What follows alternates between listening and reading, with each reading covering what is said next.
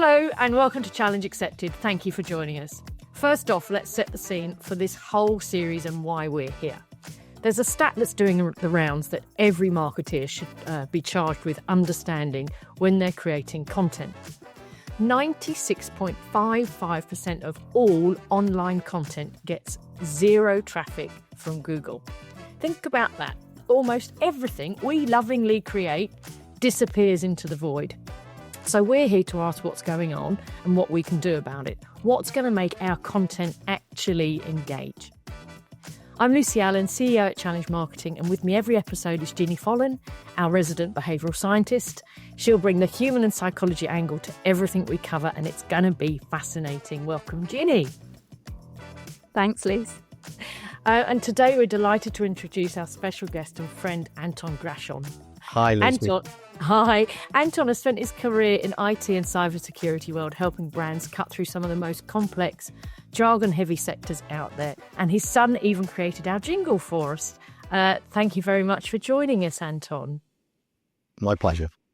So where do we start in this engagement journey? When we've been talking about what makes content really engage, we felt we have to start with clarity.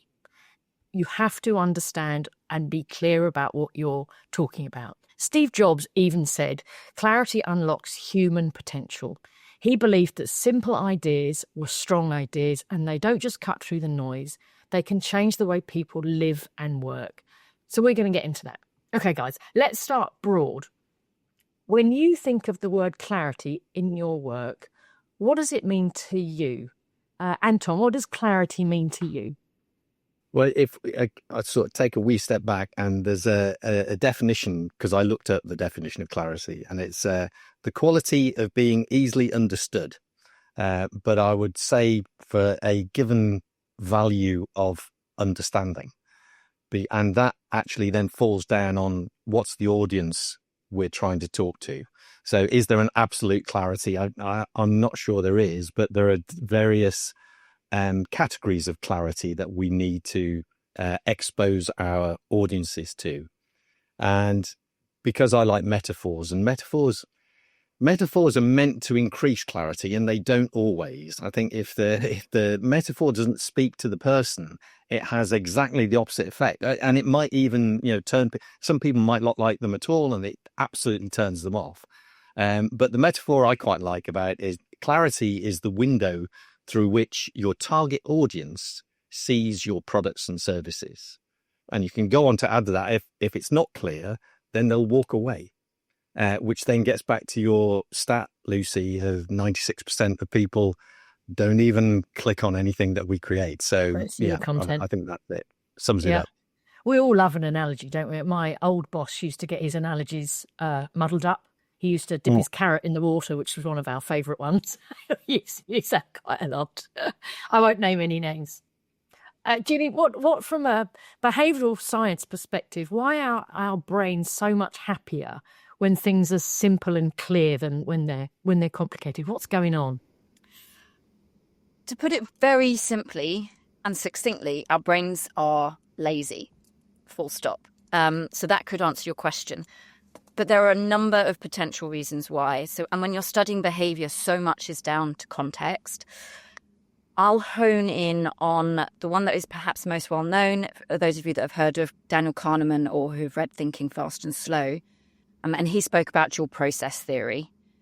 So in essence, what that theory is that our brains have two modes of thinking. You've got your system one, which is your autopilot for all intents and purposes.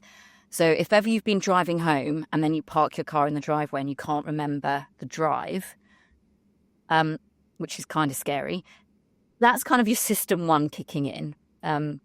That's your autopilot. And then you've got your system two, which handles far more complex thinking. And our system one loves clarity because it's effortless. So that's why our brains prefer clear and simple. So our job then as marketers is to kind of make it easy for system one to do its job and to make things clear and effortless. But we shouldn't forget system two at the same time. Interesting stuff. There's a stat around car insurance that the majority of accidents happen within like a 3-mile radius from home. I assume because your brain's switched off a little bit, you you know the way home, you're coasting it a little bit more. Yeah. Potentially, yeah. Our Yeah. brain relaxes when things are simple. It doesn't make it better if you statistically move house, though. It still is 3 miles from where you live. Yeah. So. Pull up in the wrong driveway. I think one of the interesting things as well, and I love Kahneman. I used to use so many Kahneman quotes when I was doing PowerPoints, especially the ones about analysts and people who are paid to make predictions. And you can look it up, but it's the people who are paid to make predictions are worse than a group of dart throwing monkeys who at least would cover all the possibilities. And it's because we start slotting in without, system 1 and system 2. We start categorizing things and we narrow down the options because that's the kind of thing that we do. We're also interested in what mitigates against clarity, because I'm sure, there isn't anyone in marketing who sets out, actually there's a caveat to this, who sets out to be unclear, because ambiguity can be used. And I know we're going to talk about a little bit later on good examples of clarity in messaging, and I've got one which actually uses both of those things. So I'll save that one for later. Intrigue, Anton, intrigue. Yeah, and a little Easter egg for you there. But the things that mitigate against clarity, and there's a couple of things I thought, and I'm sure you guys can come in with others. But one is time pressure. Where you haven't got time to really check what you're doing. The other thing is multiple stakeholders and groupthink. And I've got another example of a message which I can hear different voices in every piece of the message, because multiple stakeholders were sort of pulling it and pushing it in different directions. So let's get into that a little bit then. Who owns clarity from an organization? Where does it start? Do you start with the audience, the message, the outcome?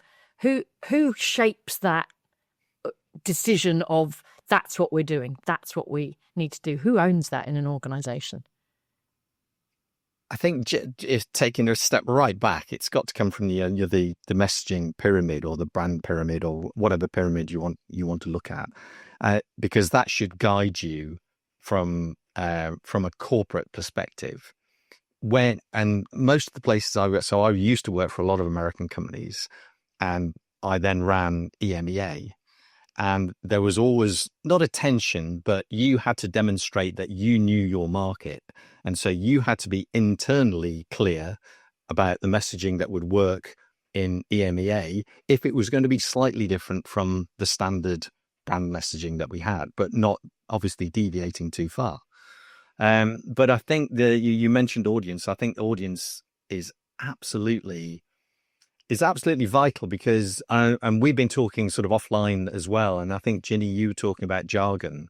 But there are occasions where you have to use jargon. You are obligated to use jargon because your audience uses jargon. And if you didn't include it, you'd come across as naive or stupid, or actually not knowing what you're talking about. And again, that would turn people off absolutely instantly. So I think audience is very important. Yeah, I mean, the IT and cyber world is basically jargon bingo, acronym overload sometimes. Ginny, why does jargon alienate people? Why can it alienate people?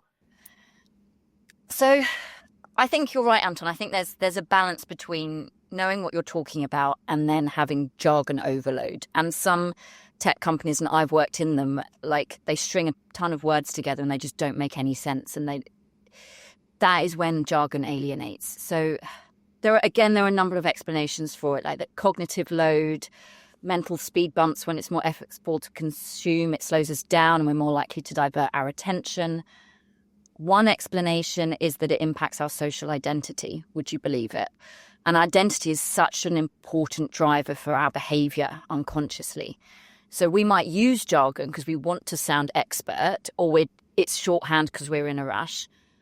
But one argument is that that's insider language. So it can be exclusionary. If you're reading it and you don't quite understand one of the pieces of jargon, say you're from a different culture, you feel like you're on the outside, and no one wants to feel like they're on the outside. And so in that instance, in your brain, in that system one, you've lost a little bit of trust from your audience. So that is one explanation as to why jargon can alienate. And good old AI, let's drop that AI bomb in now. We know it's coming. It promises to simplify messages, jargon, everything that we're talking about. Does that help us understand the terminology and make things clearer? Or is it just remixing noise and making things even foggier for people that don't get it? Where's AI helping or hindering getting technical complex messages across to different audiences? Where's AI helping or hindering with that, do we think? I think going back to, AI, I'll come back to this a lot because I was worked for a company that used AI, was a pioneering company using AI in cybersecurity. And what used to drive us crazy was that as soon as we got on the market, everyone else was using AI. They weren't. They really weren't. That was the case where jargon really sort of got up people's backs. But they could spell AI. Absolutely. But I think where AI can help and sort of, going back to what I originally said was how do we make things clear? What's clarity to us is AI can really help when you're pushed for time, testing what you've already done.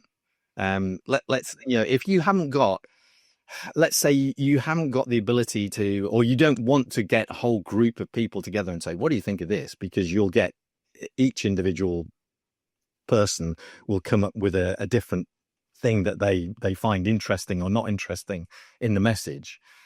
So AI can be sort of relatively objective about that and can actually save you an awful lot of time. I think that if you haven't got the right sort of people, or you haven't got, let's say, an agency who will look in from the outside and be totally honest and totally unbiased and give you feedback on what you're doing, then I think AI can actually be a real boon then. Yeah, we find it quite useful here.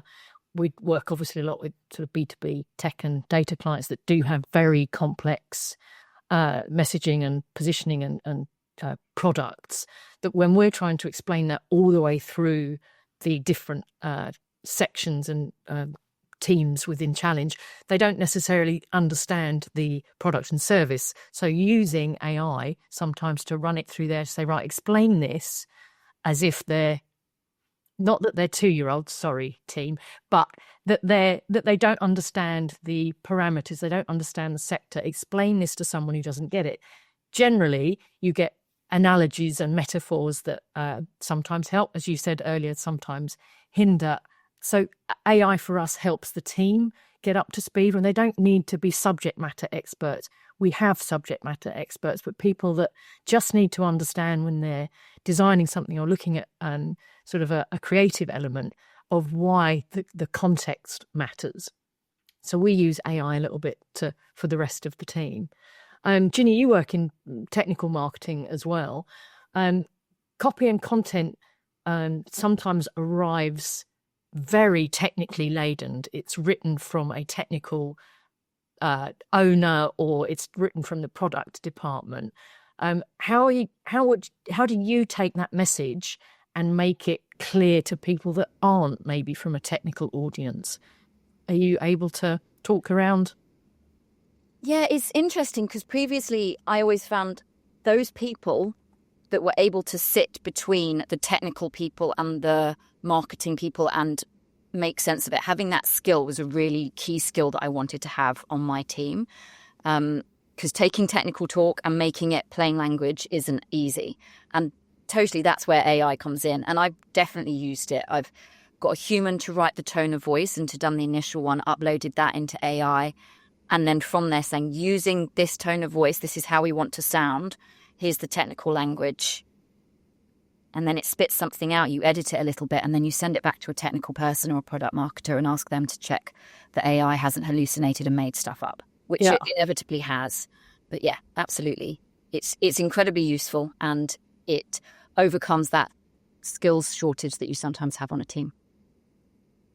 Yeah, comes back to the people in 4 Ps, right? It's the audience, it's who you're writing for. Anton, you must have come across this as well, right? The incredibly technical laden content that you've got to try and make accessible to us mere Absolutely. mortals. And How have you I've, addressed it? well, I do see it quite. I do see it quite clearly because being a technical person myself, I will lean into technical jargon. But the fact that you're talking to different audiences within an organization anyway, and depending on what your campaign or whatever the piece of content is actually targeted at, sometimes people don't know that they need what you do. And so you've got to frame it so that they feel included and they understand the value of what you're doing. And that can be very, very different. And I mean, this is like marketing 101, right? It can be very, very different for different audiences. But again, with the pressure of time and, taking content from AI engines or from colleagues in another country, you can actually miss. So that's where I think clarity gets mitigated against, where you can sort of miss the target because you need to just get the damn thing out. You've got a deadline, you've got to get it out. Back to that time constraint again, our friend. Yeah, our friend time constraint. Time and money. Who'd have thought that one? Yeah. Time, money, and quality, right? That's the trivecta of, you can have two of them. Pick the two you want. So let's talk about clarity in action and where we've seen good, bad, the ugly of clarity. I'll start with the Harry Beck, the man back in 1931 who designed the London Underground map. He decided that we didn't need the geography. It didn't need to be geographically cluttered and correct. He wanted the map to be clear and understandable, and given us sort of the tube map that we know and love. I know it's being updated at the moment, but for me, that is a really good example of clarity, where he stripped back the unnecessary just to give you the need, so that it was sort of accessible to us to understand. Where have you guys seen good clarity in action? Let's start with that, Anton. Where have you seen good clarity? I've got a couple of examples. One, and this one demonstrates what's clarity for me might not be clarity for other people, which is good. So again, going back to the AI cybersecurity company, their message boiled down to Cylance makes software that predicts then blocks cyber attacks on the endpoint in real time using pre-execution artificial intelligence algorithms. Right. Now, I love that. I thought that was great. It's long-winded, and you've got to remember that was at the sort of the dawn, or the current dawn of AI resurgence, and so you had to explain to people that it was happening in real time. It was using AI. Yeah. It was predictive. It wasn't looking at examples of malware. It was actually predicting what malware could be. And this is all sort of old hat now. There's lots and lots of companies that do the same thing. But for me, that actually boiled it down. And the other thing I was talking about, multiple stakeholders, I can hear in that one block of text, both the CEO and the CTO's voice. Yeah. Absolutely. With clarity. It comes through. And I know they would have beaten it into that shape, and people would have tested it and done all sorts of things. But that's one example, anyway. I like that you can hear both voices. It would be nice to be a fly on the wall, as they were saying. The give and the take of. There's quite often, though, and you must feel this as well. You're still watching something on TV, or you see an ad or something like that, and you go, "Oh my God, I know what the meeting was like that came out with that message." Oh, oof. Yeah. So, yeah. There are so many ads on TV that I think I would have loved to have been a fly on the wall when the agency pitched that, and someone somewhere said yes to it. That's a great idea, and paid someone probably to do it as well. Which is yeah. The other example I've got is, and this one is where clarity not only is talking to an audience, but it's almost being deliberately ambiguous as well. And it was the old one; they don't use it anymore. But John Lewis. Never knowingly undersold. Yeah. Right. So there's an ambiguity in there, which means, well, if they do get undersold, but we don't know about it. So, and be part of it. And not only that, it appealed to a certain type of audience as well, because it was like, yeah, as long as you're not diddling me, I don't mind buying from you because it's good quality or whatever. The corollary of it is every little helps. Yeah. Which talks to an audience which is actually being more careful with money. And yes, they definitely don't want to be undersold because they want you to be the cheapest thing that's going. So I quite like that one as well. Ambiguous clarity. The other end of that, the Stella Artois, reassuringly expensive. Just that was quite a nice line. That's a brave line. I really like that. Ginny, where have you seen clarity in action? Firstly, just as an FYI, John Lewis is now never knowingly undersold again. I don't know if it's their tagline, but they've back didn't know policy. So, just bear it in mind next time you're shopping there. Is there a little asterisk by it? So except online, on sale. Yeah. I like Ronseal's does exactly what it says on the tin. I use that constantly to explain what we need to do with our marketing messaging, is to do exactly what it says on the tin. Yeah. But when you mentioned Harry Beck, Lucy, with the tube map, that is a textbook case of behavioural design. And the thing with marketers is we're using behavioural science without even knowing it because it's just common sense in a lot of ways. And what he did was he reduced the cognitive load in our brains by stripping away the extraneous detail, so the geography, which means our brains didn't have to juggle too much at once. And it boosted something that we call fluency. That means the map became smooth, easy to read, and feels right. And that's why it stuck, because to our brains, this was really nice to look at and to read and to understand. So there's a framework in behavioural science that a popular one is called the EAST framework. And the E in there stands for easy. So if you're looking at using behavioural science, you make it easy. And that's exactly what Beck did. He made it easy. See, I told you it was going to be interesting.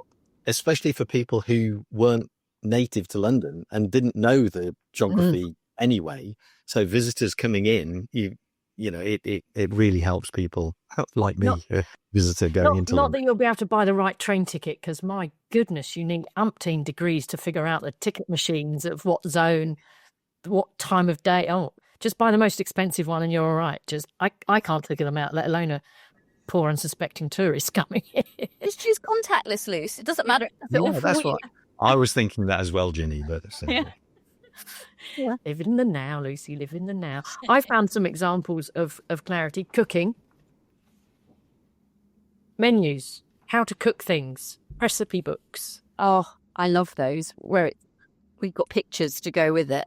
Yeah, making it clear and simple, and the four elements, right? It's what you're saying, how you're saying it, how you're visually explaining it, and what action you want someone to take with it. They're my four for clarity, I think. And we'll dig into sort of the creative and the other areas that make content engaging. And then good old policy guides. They've got to have a load of stuff in them, but they've still got to have some clarity to them. So this weekend, that was sort of some of the things that I was looking at thinking, that's a nice example of clarity. And for viewers watching this that don't know who Ronseal are, Ronseal are a paint and varnish manufacturer, and it sits on the outside of their tins that just says paint for fences, paint for decking. It does exactly what it says on the tin. It is simple and clear to understand. So for those that don't know who Ronseal are, that's them. So let's bring us humans back into it. Clarity obviously isn't just functional, it's emotional, it's helping us feel understood and confident with it. From a behavioural perspective, how does clarity help people make decisions and, I guess, build trust in the longer term?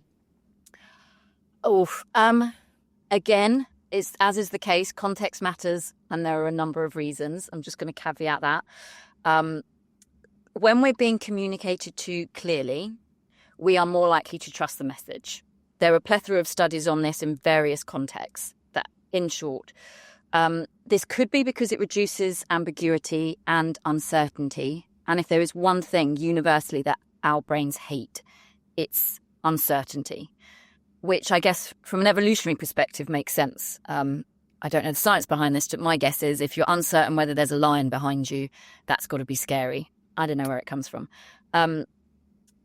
So when information is easy to process, that is, again, something called high fluency. That's what high fluency means for our brains. We perceive it to be more truthful and reliable. This then builds trust and increases our confidence in the decisions that we make. So if you want to sound expert and trustworthy in your thought leadership, even when people seem to want to sound really wordy and knowledgeable, you actually need to keep it really simple and be clear, and a bit like Harry Beck, remove the extraneous information that doesn't tell you anything you don't need to know. Just want it to say exactly what it does on the tin. Back to Ronseal again. Good old Back to Ronseal. We should be sponsored by Ronseal.